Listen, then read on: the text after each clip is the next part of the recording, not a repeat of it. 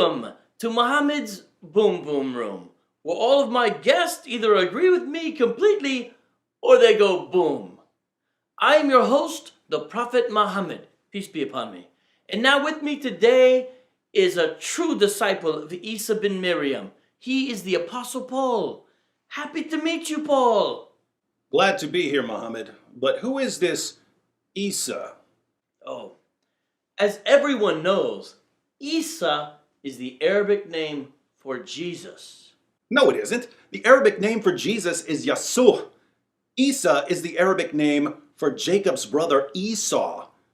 To the Jews of your time, calling someone Isa would have been an insult because the descendants of Esau were their enemies. So why would you insult Jesus by calling him Isa? Don't blame me, blame Allah. He's the one who gave Jesus a totally different name in his perfect revelation that contains no errors. Speaking of the Holy Quran, Allah promised to protect Jesus' followers until the day of resurrection. That's a long time. And he said that he aided the true followers of Jesus until they became uppermost over all of their enemies. That is what led so many Muslim scholars to conclude that you, Paul, must be a true disciple of Jesus the Messiah. Well, I am a true disciple of Jesus. At first, I persecuted the church because I believed that the message of Christianity was heresy. But after Jesus Christ appeared to me on the road to Damascus and showed me that he is the Lord of life, who died on the cross for sins and conquered death, I now preach Christ and him crucified. Excuse me, Paul. I don't mean to interrupt, but I think you meant to say he appeared to be crucified, even though he wasn't. No, Jesus was crucified. No. It appeared that he was crucified, even though he wasn't. He was definitely crucified. It was a public event in front of thousands of people. No. Thousands of people saw an illusion created by Allah, who brags in the Quran that he is the best of deceivers. Your God brags about being the best of deceivers? He's the best. The best. So you're telling me the Apostle Paul, a man who lived in first century Israel and who knew the original apostles, that Jesus wasn't crucified, it only appeared that way? Peace be upon me. And where did you get this information? From a bunch of heretical Gnostic stories that were circulating in Arabia, also from the angel Gabriel. And how did you know that it was the angel Gabriel speaking to you? Well, when we first met, he repeatedly choked me nearly to death, telling me to read. When, as everyone knows, I can't read. I was convinced that he was a demon and that I was demon possessed. So I tried to kill myself by hurling myself off a cliff. But my pagan wife and her cousin, who weren't there when the demon attacked me, told me that I'm not demon possessed. I'm a prophet of the great God, Allah. Let me see if I've got this straight.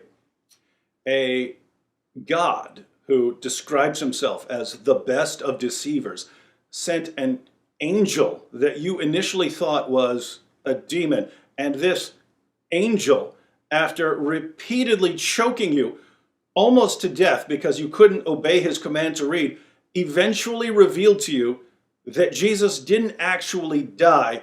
He only appeared to die. Alhamdulillah. That is correct. Allah, who is the best of all deceivers, sent the angel Gabriel to choke me, knowing that after I tried to kill myself, my pagan wife and her cousin would use this brutal attack to convince me that I'm a prophet. This is the same exact way Allah raised up prophets in the Torah. No, it isn't. Yes, it is. It's in the Torah. Okay, Professor, what book, chapter, and verse? Torah book, chapter of angels choking prophets, verse B. People base their salvation on this moron? I am a prophet. I have proof. What? What is your proof? I have a huge mole on my back, which is a seal of the prophet. You know this. It's in the Torah. It's not in the Torah. How would you know? Because I'm a Jewish rabbi who studied under Gamaliel. Wait, what? If you're a Jewish rabbi, does that mean you're a Jew? You must be the Arab Sherlock Holmes. So you are a Jew. Tribe of Benjamin, Pharisee of Pharisees, I'm head to toe kosher. The angel Gabriel says that the Jews are the ultimate enemies of Muslims. And you still believe that was an angel choking you rather than a roided out, hooked on phonics cave monster? Of course, my pagan wife said so. And your wife was an expert on angels attacking people in caves for not being able to read? Allah knows best. Do you even hear yourself as you're talking? Let me try to make this so incredibly simple that even you can understand it. I'm a 1st century Jewish rabbi and a brilliant scholar. You're an illiterate 7th century caravan robber. I know the Old Testament and its prophecies backwards and forwards. You wouldn't know the Old Testament from a phone book. I know all of the relevant languages, Hebrew, Aramaic, Greek, and Latin. You know none of the relevant languages. I knew the original disciples of Jesus, as well as his brothers. You didn't. I met Jesus. You didn't. I tested the revelations I received. You didn't. I've performed tons of miracles. You haven't. Seems like I'm exactly the sort of person you should listen to if you want to know the truth about Jesus. But you'd rather listen to some literacy demon that chokes you and makes you want to slaughter yourself. But he gives me all the sex slaves I want. Listen, in case the future of humanity ever depends on choking someone in a cave for not being able to read, I'll have your cave demon sex trafficker on speed dial. But if you think your little episode of Bleeding Rainbow makes you a prophet, you really need to lay off the camel pee. What about my mole?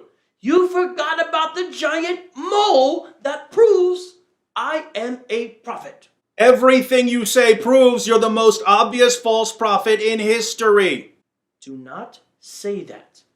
You'll hurt the feelings of my giant mole. It talks to me. Well, if it's not telling you that you're a complete lunatic, it's lying to you, just like your demon god who brags about being the best of deceivers and Word Girl's homicidal, cave-dwelling, great-great-great-great-great-great-grandfather, Word Strangler. No one insults my mole and lives. Any last words? Yeah. To live is Christ, and death is gain. We have different last words in Al-Islam. We say, Allahu Akbar.